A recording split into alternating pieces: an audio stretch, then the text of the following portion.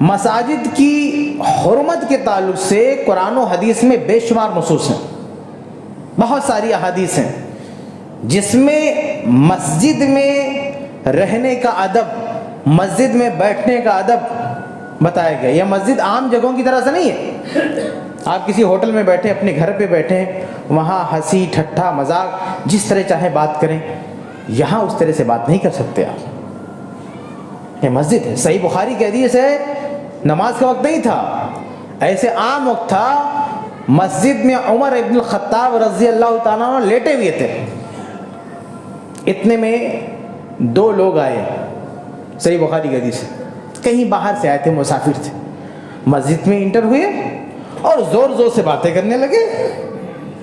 مسجد میں داخل ہوتے ہی زور زور سے باتیں ہونے لگی۔ ایسا نہیں کہ جمعہ کا خطبہ چل رہا تھا یا نماز چل رہی تھی، نہیں، نماز نہیں ہو رہی تھی، ایسے لیٹے ہوئے تھے عمر ابن الخطاب رضی اللہ تعالیٰ اور بعض صحابہ ایسے لیٹے ہوئے تھے۔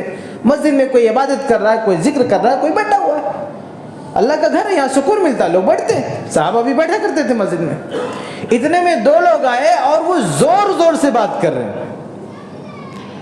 عمر ابن الخطاب رضی اللہ تعالیٰ نے وہاں سے ایک کنکر اٹھایا، پرانے زمانے کی مسجدیں ایسے پکی نہیں ہوتی تھی، آجو باجو میں دیکھے تو کنکر پتھر مل جاتے تھے، اٹھایا اور تھوڑے قریب فاصلے پہ ایک صحابی بیٹھے ہوئے تو ان کے اوپر کنکر پھینکا۔ انہوں نے مڑ کے دیکھا تو کہا ادھر آؤ، ادھر آئے تو کہا یہ جو دونوں بات کر رہے ہیں ان کو بلا کے لاؤ۔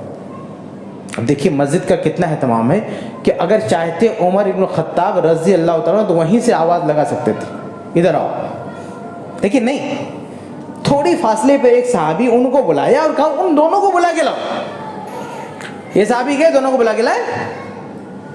اب وہ مسافر تھے، نئے تھے، ان کو نہیں اتنی تربیت نہیں تھی، اتنا علم نہیں تھا ان کو۔ عمر ابن الخطاب رضی اللہ تعالیٰ خلیفہ تھے، پوری دنیا ان سے کانپتی تھی، لیکن بہرحال ان کا اٹھنا بیٹھنا عام آدمیوں کی طرح سے تھا، مسجد کے کسی بھی کونے میں لیٹ جاتے تھے، کسی کو پتہ نہیں ہے امیر المومنین بیٹھا ہوا ہے، جس سے قیصر و کسریٰ کے بادشاہ کانپتے تھے، جس کے نام سن کے وہ مسجد کے کسی بھی گوشے میں سو گیا۔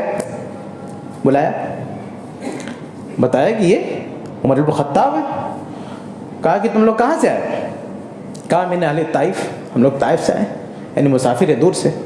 تو صحیح بخاری کے الفاظ عمر فاروق کہتے ہیں لو کنتما من اہل البلد، کہ تم دونوں مسافر ہو اس لیے چھوڑ رہا ہوں۔ لو کنتما من اہل البلد، اگر یہاں کے ہوتے، لوکل کے ہوتے، لأوجعتکما، تو تمہیں پیٹ پاٹ کر رکھ دیتا یہیں پہ۔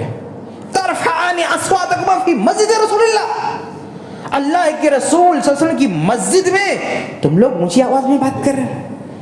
عمر بن الخطاب نے کہا کہ میں اس لیے چھوڑ رہا ہوں کہ مسافر ہو، شاید تمہاری تربیت نہیں، تمہیں سکھایا نہیں گیا۔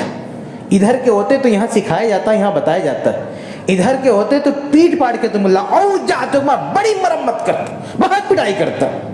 اور حقیقت میں عمر بن الخطاب رضی اللہ تعالیٰ عنہ لوگوں کو سدھارنے کے لیے زبان سے زیادہ کوڑے استعمال کرتے تھے، بہت زیادہ بات نہیں کرتے تھے، پیٹ پاٹ کے رکھ دیتے تھے۔ اسی لیے شیطان بھی ان کو دیکھ کے، انسان تو انسان ہے بھائی، شیطان بھی ان کو دیکھ کے اپنا راستہ بدل دیتا تھا۔ ان کی وہ ہیبت، ان کا وہ رعب تھا، اللہ تعالیٰ کو بھی ان کا جلال پسند تھا، ان کا وہ رعب پسند تھا۔ اللہ کے نبی صلی اللہ علیہ وسلم کے گھروں میں عورتیں جاتی تھی پہلے جب پردے کا حکم نہیں تھا۔ عمر ابن الخطاب رضی اللہ عنہ نے کہا کہ اللہ کے رسول اگر پردے کا حکم دے دیا جائے تو کتنا بہتر ہے۔ فوراً آسمان سے آیت اتر گئی۔